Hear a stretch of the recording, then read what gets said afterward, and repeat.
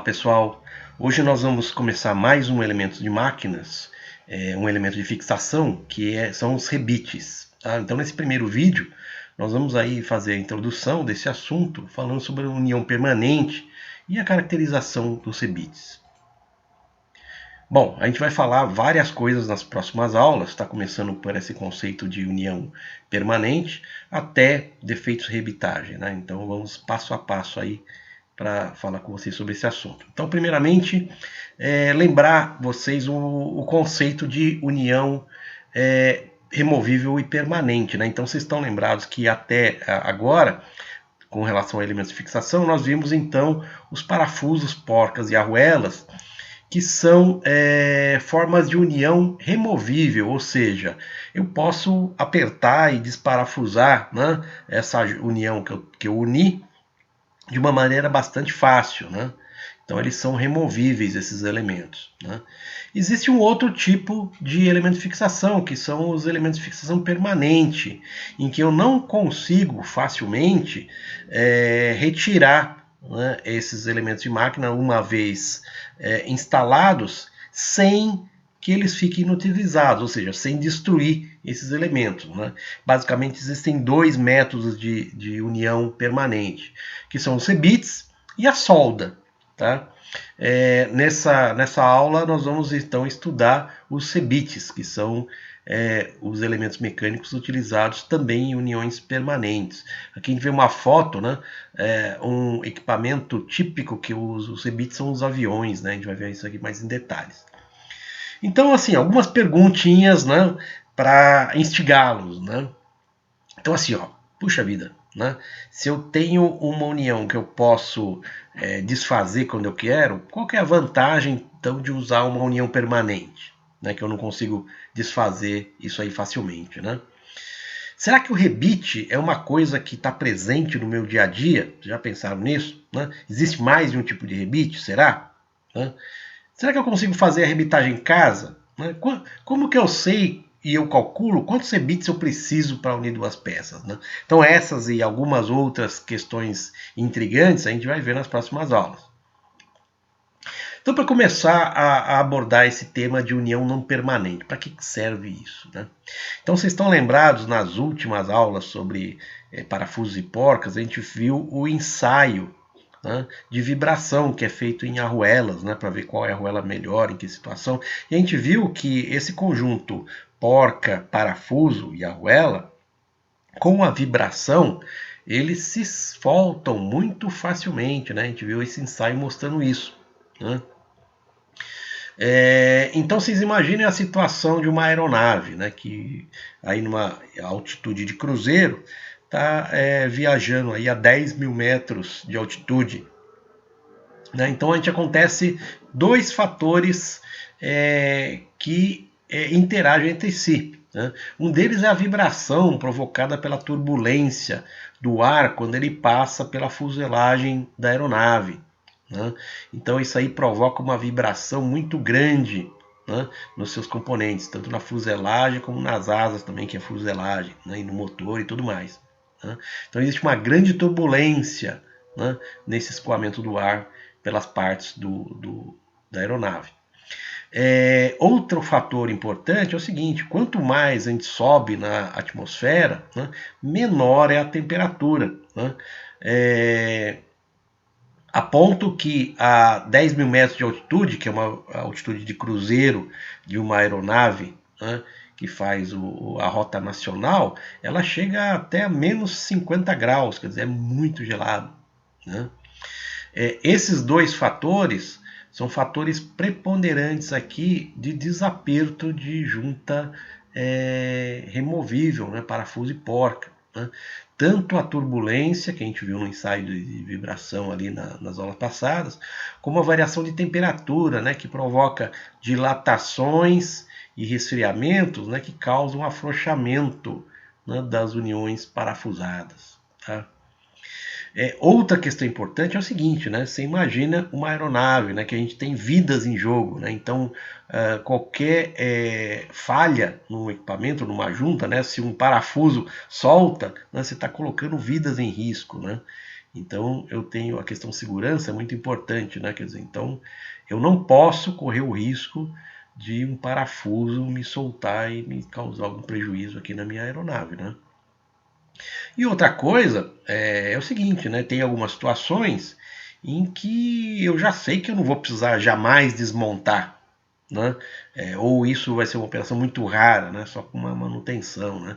Então essas aqui são várias situações que justificariam aí eu não ter uma união removível, mas sim uma união permanente, né? Qualquer um desses fatores, né? Então eu trouxe um filminho aqui que vai ilustrar isso bem para vocês, né? Isso aqui é um videozinho que mostra parte, né, do desenvolvimento de uma aeronave, da Boeing, esse vídeo. E a aeronave, né, uma maquete da aeronave, passa por um túnel de vento, né? E aí a gente vai perceber as vibrações que a gente pode observar nas asas do avião que está sendo submetido a esse túnel de vento. Então olha só que interessante. Sonic Wind Tunnel Testing Lab. At first glance, this may seem like a group of adults building a model airplane, but this is no toy. We're conducting a wind tunnel test of the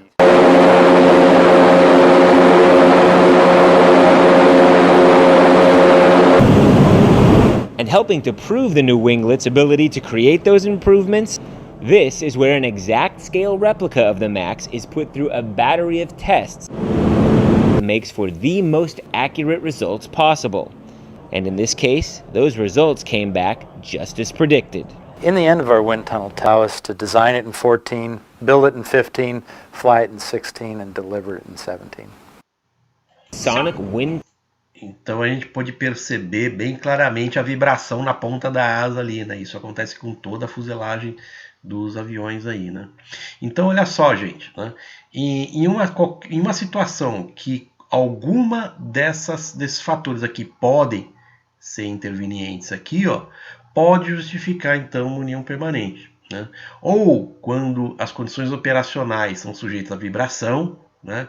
Como no caso dos automóveis, né? do avião mesmo, né? Em outras situações, ou né?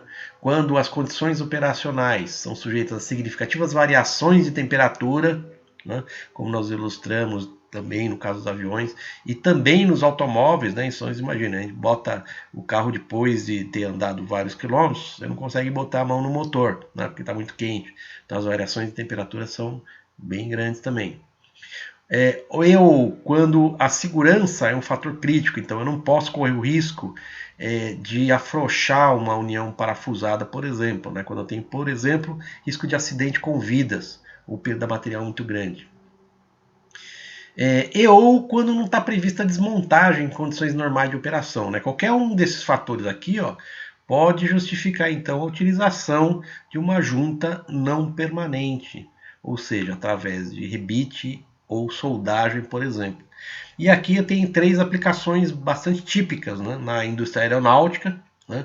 Então existem milhares de rebites que são utilizados na fuselagem de um avião. Construção naval, mesma coisa. Então os cascos dos navios são todos eles rebitados, né? E na indústria automobilística também, né, que tem grandes variações de temperatura, vibração e tudo mais. Os freios, por exemplo, né, todas as lonas são rebitadas, né, no sua estrutura ali, ó. E tem várias aplicações na indústria automobilística. E assim vai, né? E tem N outras aplicações aí, né? Em que consiste o rebite? Então o rebite é um elemento muito simples, um elemento mecânico muito simples, né? Constitui basicamente um pilo metálico, né? Que é utilizado então para manter duas chapas ou duas peças unidas aqui, né? Os rebites mais simples eles são compostos por uma cabeça, como mostrado aqui nessa figura, né? Conformada, né? E um corpo, né? Do outro lado, essa cabeça então ela é conformada no momento da instalação do rebite. A gente vai ver como é que isso aí acontece, tá bom? Então o corpo do rebite então é introduzido num orifício, né, que está confeccionado nas peças que vão ser unidas, né? E do outro lado então é conformada uma segunda cabeça, né? Pode ser aqui ou pode ser acolá. Né? A gente vai ver direitinho como isso é feito. E dessa forma eu uno, né, as duas chapas ou as duas peças que eu estou querendo unir aqui. Ó. Existem vários tipos de rebites. Né? Eles se diferenciam bastante, tem alguns mais simples, alguns mais complexos, né, que vão ser utilizados aí dependendo das condições específicas. A gente também vai ver um pouquinho mais em detalhe isso. Né? Eles podem ser feitos de vários materiais, né, de aço, alumínio, cobre, latão, são os materiais mais típicos aí que constituem aí os rebites. Tá? E agora vou lançar um desafio para vocês. Né? Será que o rebite está presente em nosso dia a dia? Né? Então eu lanço esse desafio para vocês, né? Que vocês aí encontrem em casa, né, algum produto rebitado. Tá? Então eu peço para vocês darem uma procurada em casa, né, e tirarem uma foto disso, tá bom? Tirem a foto e mandem para a gente através do Moodle, tá bom? E quem fizer essa atividade, esse desafio, né, vai receber aí meio ponto na nota da próxima atividade, tá bom, gente? Né? Então, até às 23h59, né, vocês podem mandar essas fotos aí através do Moodle, tá bom? Então, ficamos por aqui, né? No próximo vídeo nós vamos então falar sobre tipos de rebites. Tá bom, gente? Até o próximo vídeo.